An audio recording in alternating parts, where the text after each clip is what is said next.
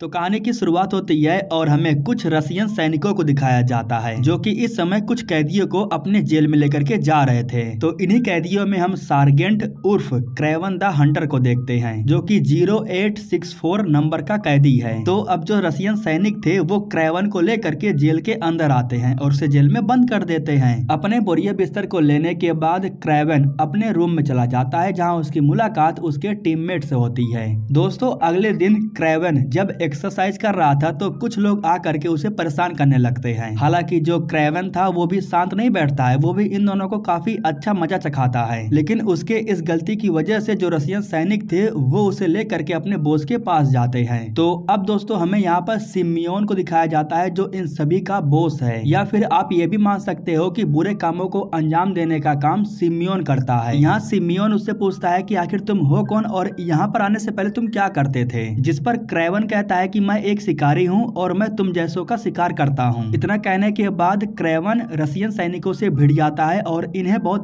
बुरी तरीके से मारता है। आखिरी में वो इनके बॉस को बड़े ही आराम से मार देता है। इसके बाद जब क्रेवन भाग रहा था तब हम देखते हैं कि उसके पास खास प्रकार की पावर है। उन्हीं पावर का इस्तेमाल करके वो दीवारों पर बड़े ही आराम से चढ़ पा रहा था। उसकी रफ्तार एक चीते की तरह थी, गोलियां भी उसका कुछ नहीं बिगाड़ पाती है। जेल से फरार होकर के जब वो बाहर आता है तब एक बड़ा सा तूफान उसके सामने आ जाता है। इस तूफान के बीच में एक भेड़िया भी था जो कि सिर्फ क्रेवन को ही देख रहा था। लेकिन जब क्रेवन उस भेड़िए की आंख में देखता है ना तब भेड़िया कुछ नहीं करता है, शांत हो जाता है। इसके बाद क्रेवन वहाँ से भागता है और वापस प्लेन में आकर के यहाँ से निकल जाता है। यहाँ हम देखते हैं कि वो किसी से बात कर रहा था, उससे वो कह रहा था कि मैंने काम पूरा किया, मैंने सिमियोन को मार दिया। इससे दोस्तों हमें यह मालूम चलता है कि क्रेवन जानबूझ करके रशियंस के जेल में गया था उनके बॉस को खत्म करने के लिए। अब दोस्तों यहाँ पर सीन शिफ्ट होता है और हमें 16 साल पहले न्यूयॉर्क सिटी को दिखाया जाता है। यहाँ पर दोस्तों हमें दिमित्री और उसके बड़े भाई सार्जेंट यानी कि क्रेवन को देखते हैं। जब ये दोनों कॉलेज में थे तब इन्हें लेने के लिए इनके पिता निकोलाई आते हैं। निकोलाई अपने दोनों बच्चों को बताता है कि तुम्हारी माँ की मौत हो चुकी है, उन्होंने खुद को फांसी लगा लिया। यह सुनकर के दिमित्री और क्रेवन दोनों ही बहुत निराश हो जाते हैं। हालांकि यहाँ पर बच्चे पूछते हैं कि क्या हम अपनी माँ का अंतिम संस्कार करने के लिए जा रहे हैं, जिस पर निकोलाई कहता है कि अंतिम संस्कार उनका किया जाता है जिनकी मौत होती है, तुम्हारी माँ ने खुद को फांसी लगाया है। तो अंतिम संस्कार करने के बजाय निकोलाई अपने दोनों बच्चों को लेकर के जंगल में आता है। दरअसल निकोलाई अपने दोनों बच्चों को ताकतवर बनाना चाहता था। वो अपने दोनों बच्चों को बताता है कि यहाँ पर हम सिर्फ शिकारी हैं, सामने वाला शिकार है, उनका हमें शिकार करना है। या मैं आपको बता दूं कि निकोलाई ड्रग्स का धंधा करता है, यानी कि उसका 2 नंबर का काम है। यहाँ तक कि वो जंगल के जानवरों का शिकार करके उनके खाल को भी बेचते हैं और यही काम दिमित्री और क्रेवन दोनों को नहीं पसंद है। अगले दिन निकोलाई अपने लोगों के साथ एक शेर का शिकार करने के लिए गया था। यहाँ उसके जो दोनों बच्चे थे वो उससे अलग हो गए थे।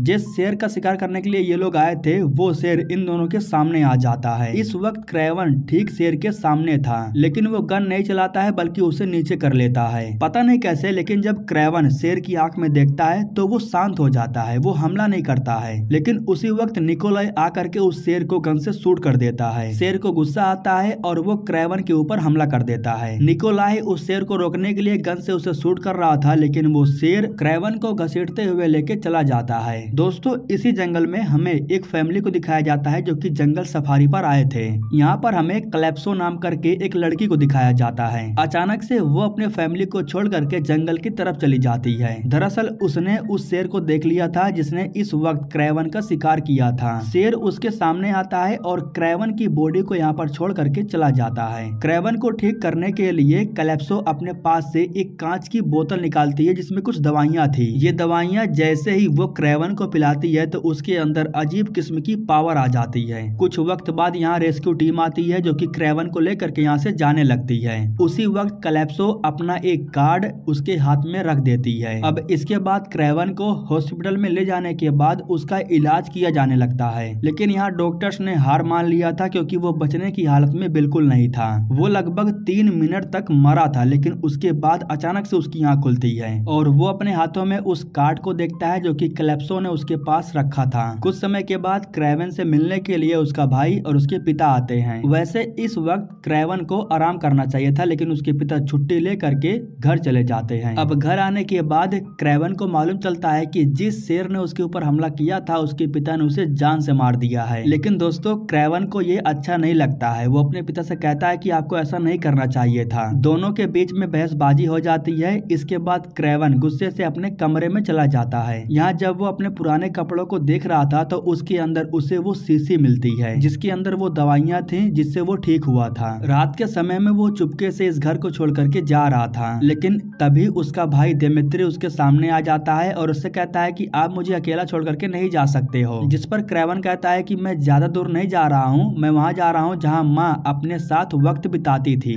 इतना कहने के बाद क्रेवन चला जाता है और सुबह में उसे नदी के किनारे एक बोट मिल जाती है। इस बोट के सहारे वो रसियन के एक अनजान जगह पर पहुंच जाता है। इस वक्त जब वो रोड पर था तभी उसे अचानक से अजीब आवाज सुनाई देती है। दरअसल बहुत सारे जंगली भैंसे थे जो उसकी तरफ भागते हुए आ रहे थे। हालांकि क्रेवन उनसे डरता तो है, लेकिन जंगली भैंसे उसे नुकसान नहीं पहुंचाते हैं, बल्कि एक भैंसा उसके सामने खड़ा होकर के एक प्रकार से उसकी मदद कर रहा था। भैंसों का झुंड चले जाने के बाद वो भी यहाँ से चला जाता है। इसके बाद वो जंगल के अंदर उस जगह पर जाता है जहाँ वो अपनी माँ के साथ वक्त बिताता था। तो इस तरीके से दोस्तों वो जंगल के अंदर बस जाता है और जानवरों के साथ रहने लगता है। एक दिन वो जंगल में एक हिरन की आवाज सुनता है। इसके बाद वो भी हिरन की तरह दौड़ने की कोशिश करता है और तभी अनजाने में वो एक लंबा छलांग लगाता है। इतना ही नहीं बल्कि वो सबसे लंबे पेड़ पर एक झटके में चढ़ जाता है। इस तरीके से क्रेवन को अपनी शक्तियों के बारे में एहसास होता है। वो दूर देखता है कि कुछ लोग हैं जो कि जानवरों का शिकार कर रहे हैं। जब वो वहाँ भाग करके जाता है तब उसे मालूम चलता है कि शिकारियों ने भैंसों को मार करके उनके सर को काट लिया है। क्रेवन गुस्सा हो जाता है और शिकारियों से कहता है कि तुम्हें ऐसा नहीं करना चाहिए था। इतना कहने के बाद वो दोनों शिकारियों पर हमला करता है और इन्हें जान से मार देता है। तो इस तरीके से दोस्तों क्रेवन अब जंगल के जानवरों का रखवाला बन जाता है। ये छोटा सा सीन दिखा करके हमें ये बताया जा रहा था कि आखिर क्रेवन के साथ असल में हुआ क्या था। अब सीन प्रेजेंट टाइम में शिफ्ट होता है जहाँ हम देखते हैं कि काम खत्म करने के बाद क्रेवन वापस से जंगल में आ जाता है और वो जंगल में उसी जगह पर है जहाँ पर वो अपनी माँ के साथ रहता था। अब दोस्तों सीन शिफ्ट होता है और हम देखते हैं कि कुछ रसियन माफिया लोग भैंसों का शिकार कर लेने के बाद उनके कटे हुए सर को लेकर के जा रहे थे, लेकिन इन लोगों को सबक सिखाने के लिए जो क्रेवन था वो इनकी गाड़ी के सामने आ जाता है। यहाँ पर जो आंद्रे था वो कहता है कि हट जाओ, हमें यहाँ से जाने दो, लेकिन फिर भी क्रेवन गाड़ी के सामने से नहीं हट रहा था। जब ये लोग गाड़ी चलाना शुरू करते हैं तो उसी वक्त क्रेवन इनके ऊपर हमला करता है और इन्हें एक एक करके मारने लगता है। आंद्रे कार को लेकर के भाग रहा था, लेकिन क्रेवन उसके नंबर प्लेट को स्कैन कर लेता है। इसके बाद दोस्तों हम लंदन शहर के अंदर आंद्रे को देखते हैं। वो जब अपने बॉस के पास जाता है तब उसे मालूम चलता है कि उसके बॉस की जगह पर क्रेवन है, जो कि आंद्रे से कहता है कि मैंने तुम्हारे बॉस को जान से मार दिया है और अब तुम्हारी बारी है। यहाँ पर क्रेवन को एक डायरी मिली थी जिसमें बहुत लोगों का नाम लिखा हुआ था। जिनका नाम लिखा हुआ था सभी लोग 2 नंबर वाले लोग थे। यहाँ आंद्रे का भी नाम लिखा हुआ था। वो उसके नाम को काटता है और इसके बाद आंद्रे को जान से मार देता है। वो डायरी को लेता है और यहाँ से चला जाता है। अब दोस्तों सीन शिफ्ट होता है और हमें कैलेप्सो को दिखाया जाता है जो कि इस वक्त काफी बड़ी हो चुकी है और वो वकालत कर रही है। वकालत में वो आए दिन मुजरिमों का सामना करती है। इस वक्त वो अपने दोस्त के फ्यूनरल में आई हुई थी। दरअसल वो रसियन का बॉस सिमियोन था जिसने कैलेप्सो के दोस्त का रेप किया और उसे जान से मार दिया। यहाँ हम क्रेवन को देखते हैं जो कि कैलेप्सो से आकर के मिलता है। वो अपनी जेब से वो कार्ड निकाल करके कैलेप्सो को देता है जो उसने उसके पास रखा था। इससे कैलेप्सो को मालूम चल जाता है कि ये वही इंसान है जिसको उसने उस दिन दवाई दे करके बचा लिया था। यहाँ क्रेवन कहता है कि तुम्हें जान करके हैरानी होगी, लेकिन मैंने सिमियोन को जान से मार दिया है। मैंने उसे जान से मार करके तुम्हारे दोस्त का बदला ले लिया है। लेकिन कैलेप्सो को यकीन नहीं हो रहा था, इसलिए वो जा करके थोड़ा रिसर्च करती है जहाँ उसे मालूम चलता है कि हंटर करके कोई तो है जो माफियाओं को मार रहा है और वो हंटर कोई और नहीं बल्कि क्रेवन ही है।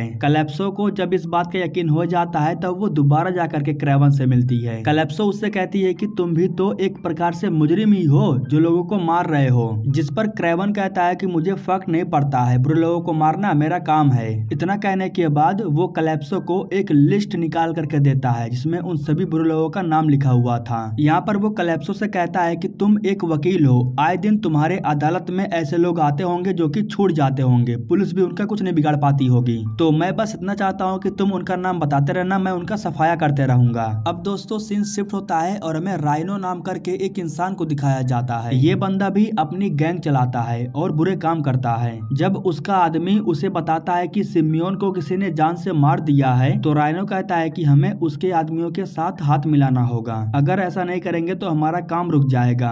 अब अगले दिन सुबह में हम कुछ लोगों को देखते हैं जो कि इस वक्त सिमियोन के सारे धंधे को संभाल रहे थे। जब राइनो इन लोगों से हाथ मिलाने की बात करता है तो उसी वक्त एक आदमी अपनी गन निकालता है और उसे शूट कर देता है, लेकिन बाद में इन्हें मालूम चलता है कि राइनो तो बिल्कुल ठीक ठाक है, क्योंकि उसके पास एक खास प्रकार की लिक्विड है, उसी से वो अपने शरीर को मजबूत बनाता है। उसी वक्त हम देखते हैं कि राइनो के जो शूटर्स थे वो छुपे हुए थे, वो इन लोगों को शूट कर देते हैं। आखिरी में बचा हुआ था सिर्फ मोरिस, और वो डर की वजह से राइनो से हाथ मिला लेता है। कुछ समय के बाद मोरिस एक बार में जाता है और वहाँ वो निकोलाई से मिलता है। बात ऐसी थी कि धंधे के बारे में कुछ बात करने के लिए उसने मोरिस को अपने पास बुलाया था, लेकिन अब जैसे कि मोरिस ने पहले ही राइनो के साथ हाथ मिला लिया है, मोरिस को लगा कि ये बात निकोलाई को नहीं पता है, लेकिन उसे सब पता था। यहाँ वो निकोलाई को खत्म करने के लिए अपने कुछ लोगों को भी लेकर के आया था, जिसकी वजह से यहाँ पर लगातार शूटिंग होने लगती है और बहुत से लोग मारे जाते हैं। अब निकोलाई के बार में आकर के उसी को ही मारना थोड़ा मुश्किल था, मोरिस के साथ उसके लोग भी मारे जाते हैं, और ये बात जब राइनो को मालूम चलती है तो वो बहुत गुस्सा हो जाता है। लेकिन यहाँ हम देखते हैं कि उसका आदमी उसके लिए एक पेन ड्राइव लेकर के आया था, और इस पेन ड्राइव में सेरगेट की वो वीडियो थी जिसमें वो जेल में घुस करके सिमियोन को जान से मारता है। लेकिन सबसे बड़ी बात ये थी कि अब राइनो को मालूम चल गया था कि हंटर कौन है जो लोगों को मार रहा है। सीन शिफ्ट होता है और हमें क्रेवन को दिखाया जाता है जो कि एक बिल्डिंग को पार करने के बाद अपने भाई से मुलाकात करने के लिए अंदर जाता है। दरअसल आज दिमित्री का जन्मदिन था, तो उसी को बधाई देने के लिए क्रेवन उसके पास आया था। वो अपने भाई से बहुत प्यार करता है। दिमित्री अपने भाई को लेकर के अपने बार में जाता है जहाँ ये दोनों ड्रिंक करते हैं। ठीक उसी वक्त यहाँ पर निकोलाई भी आ जाता है जो कि इनके साथ बैठ करके ड्रिंक करता है। हालांकि यहाँ निकोलाई अपने बड़े बेटे से कहता है कि हम एक फैमिली है, हमें साथ मिल करके रहना चाहिए, लेकिन उसकी बातों से क्रेवन को कोई फर्क नहीं पड़ता है। दिमित्री ने कुछ ज्यादा ही ड्रिंक कर लिया था, तो इसीलिए जो क्रेवन था वो उसे लेकर के घर छोड़ने के लिए आता है। इसके बाद जब वो यहाँ से जाने लगता है तो दिमित्री उसे यहाँ रुकने के लिए कहता है। वो जा करके सोफे पे सो जाता है, लेकिन जंगल में सोने वाले लोगों को सोफे पर नींद कैसे आएगी, तो इसलिए वो रात को उठ करके बाहर सोने के लिए चला जाता है। पेड़ के नीचे सोने के बाद सुबह में जब उसकी आँख खुलती है तब वो फिर से अपने भाई से मिलने के लिए बिल्डिंग में जाता है, जहाँ उसे मालूम चलता है कि उसका भाई बिल्डिंग से गायब है, यानी कि उसे कुछ लोग किडनैप कर लिए थे।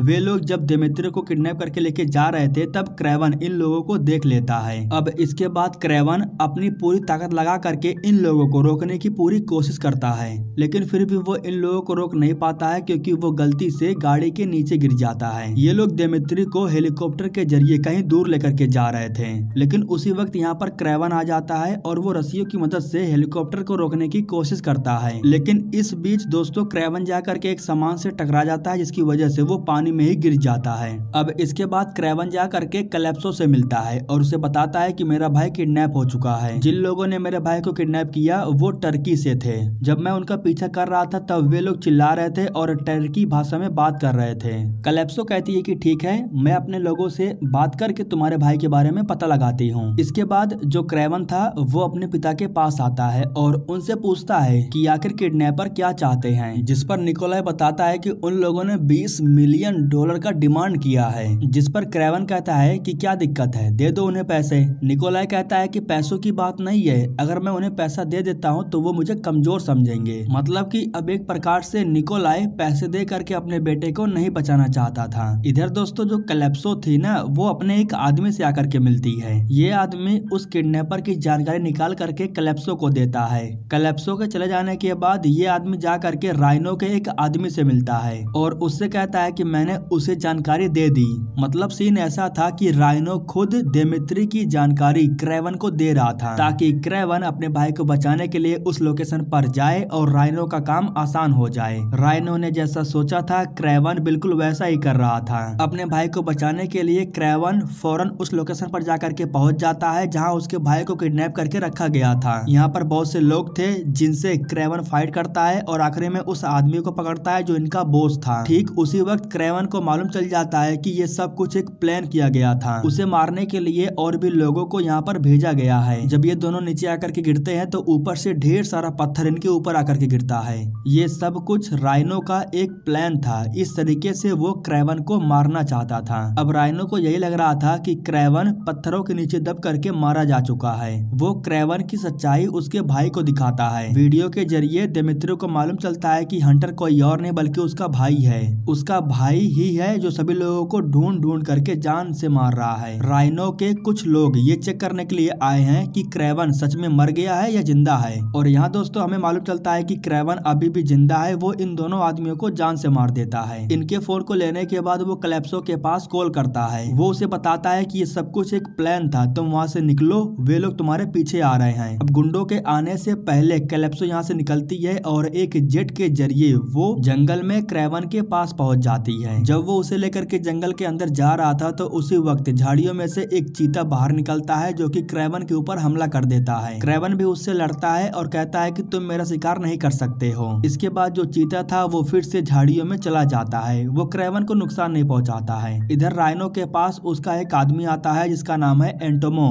वो राइनो के लिए एक जानकारी लेकर के आया था। वो राइनो से कहता है कि ये फूल मुझे हमले वाली जगह पर मिली जो कि क्रेवन का है और ये फूल जंगल में कौन सी जगह मिलती है ये मुझे अच्छे से मालूम है। तो अगर हम इस फूल वाली जगह पर जाए तो हमें क्रेवन वहाँ जरूर मिलेगा। इधर हमें दिखाया जाता है कि जो क्रेवन था वो कैलिप्सो को लेकर के जंगल के अंदर उस जगह पर आता है जहाँ वो रहता है। वो अपने पास से बोतल की शीशी निकालता है और कैलिप्सो को दिखाते हुए उससे पूछता है कि ये तुम्हें कहाँ से मिली। इसी की वजह से मैं ठीक हुआ था, मुझे ये और चाहिए। जिस पर कैलिप्सो कहती है कि इसे मेरी दादी माँ ने बनाया था। उन्हें जड़ी बूटियों के बारे में बहुत कुछ मालूम था, उसी से उन्होंने इस ताकतवर सीरम को बनाया था। काफी समय पहले मेरी दादी माँ की मौत हो चुकी है और अब ये सीरम मेरे पास नहीं है। अब दोस्तों सीन शिफ्ट होता है और हमें दिखाया जाता है कि राइनो जंगल की तरफ आ रहा था अपने सभी लोगों को लेकर के। एंटोमो के पास एक खास प्रकार की दवा थी जिससे वो क्रेवन को मारने वाला था। अब कुछ समय के बाद ये लोग उस जंगल में जाकर के पहुंच जाते हैं। अब जंगल के अंदर राइनो के लोग चारों तरफ फैल जाते हैं और उस फूल वाली जगह को ढूंढने लगते हैं। इस बीच दोस्तों हम यहाँ क्रेवन को देखते हैं जो कि इन लोगों को चुन चुन करके मार रहा था। चीखने चिल्लाने की आवाज सुन करके राइनो कंफर्म हो जाता है कि क्रेवन यहीं पर है। क्रेवन से फाइट करने के लिए एंटोमो आता है। उसके पास जो जहर था उसे वो क्रेवन के शरीर में इंजेक्ट कर देता है। इसके बाद इन दोनों के बीच में फाइट होने लगती है और जो एंटोमो था वो अपने जादू का इस्तेमाल करके बार बार बच जा रहा था। आखिरी में जब वो क्रेवन को गन से शूट करने वाला था तभी उसी वक्त जो कैलिप्सो थी वो उसके ऊपर तीर से हमला करती है, जिसकी वजह से फाइनली एंटोमो की मौत हो जाती है। यहाँ कैलिप्सो को जब मालूम चलता है कि क्रेवन के शरीर में किसी प्रकार का जहर को इंजेक्ट किया गया है तब वो अपने दादी माँ की सीरम को निकालती है और उसे क्रेवन को पिला देती है, जिसकी वजह से वो बिल्कुल ठीक हो जाता है। उसके पास दवाई तो थी लेकिन वो जानबूझ करके क्रेवन से झूठ बोली। इधर जो राइनो था उसे खबर मिली थी कि एंटोमो ने क्रेवन को जान से मार दिया है, इसलिए वो अपने बोरिया बिस्तर को बांधने के बाद अपने लोगों के साथ यहाँ से जाने लगता है। लेकिन उसी वक्त भैंसों का एक झुंड इनके कार की तरफ आने लगता है। खुद को बचाने के लिए राइनो किसी प्रकार के सीरम को अपने शरीर से इंजेक्ट करता है, जिसकी वजह से उसका जो शरीर था वो पत्थर की तरह बन जाता है। इसी वजह से जब भैंसों ने उसकी गाड़ी पर हमला किया तो उसे कुछ नहीं होता है। वो कार से बाहर निकलता है और जब क्रेवन को देखता है तो उससे जा करके फाइट करने लगता है। क्रेवन उसके ऊपर हमला करके उसे मारने की कोशिश तो करता है लेकिन वो नाकामयाब था। आखिरी में क्रेवन राइनो के शरीर पर उस जगह पर हमला करता है जहां से वो सीरम को अपने शरीर में इंजेक्ट करता था। इससे वो जख्मी हो जाता है और इसके बाद क्रेवन उसे रस्सियों से बांध देता है। रस्सी को वो भैंसों के बीच में फेंक देता है और इस तरीके से सभी भैंसें मिल करके उसकी हालत खराब कर देती हैं। राइनो की हालत इतनी खराब हो गई थी कि अब वो मरने की कगार पर था। हालांकि दिमित्री उसे गन से शूट करने ही वाला था लेकिन उसका भाई उसे रोक लेता है। राइनो मरता उससे पहले क्रेवन उससे ये पूछता है कि तुम्हारे पास वो वीडियो किसने भेजा था, जिस पर राइनो कहता है कि तुम्हें अभी तक नहीं मालूम चला, वो हर वक्त तुम्हारे सामने ही था। अब दोस्तों यहाँ पर सीन शिफ्ट होता है और हमें रसिया के अंदर उत्तर के जंगलों को दिखाया जाता है। यहाँ हम निकोलाई को देखते हैं जो कि कैंप लगा करके जंगल में रुका हुआ था। उससे मुलाकात करने के लिए क्रेवन यहाँ पर आता है। दरअसल क्रेवन को मालूम चल गया था कि उस वीडियो को उसके पिता ने ही राइनो के पास भेजा था। क्रेवन को समझ में आ गया था कि उसके पिता ने उस वीडियो को राइनो के पास क्यों भेजा था। दरअसल बात ऐसी थी कि राइनो की वजह से निकोलाई अपना धंधा नहीं कर पा रहा था। राइनो उसके रास्ते का काटा था और निकोलाई को यह भी मालूम था कि वो राइनो को नहीं हरा सकता है। इसलिए निकोलाई ने उस वीडियो को राइनो के पास भेजा, जिसकी वजह से राइनो का पूरा ध्यान क्रेवन के ऊपर आ गया। तो इस तरीके से इन दोनों के बीच में मुठभेड़ हुई और क्रेवन ने उसे जान से मार दिया और अब निकोलाई का रास्ता साफ हो गया है। लेकिन यहाँ जो क्रेवन था वो अपने पिता को छोड़ता नहीं है, वो एक जानवर के जरिए उन्हें भी मरवा देता है ताकि ये किस्सा ही खत्म हो जाए। तो इस तरीके से दोनों भाई एक हो जाते हैं और इसी के साथ दोस्तों ये कहानी यहीं पर खत्म हो जाती है।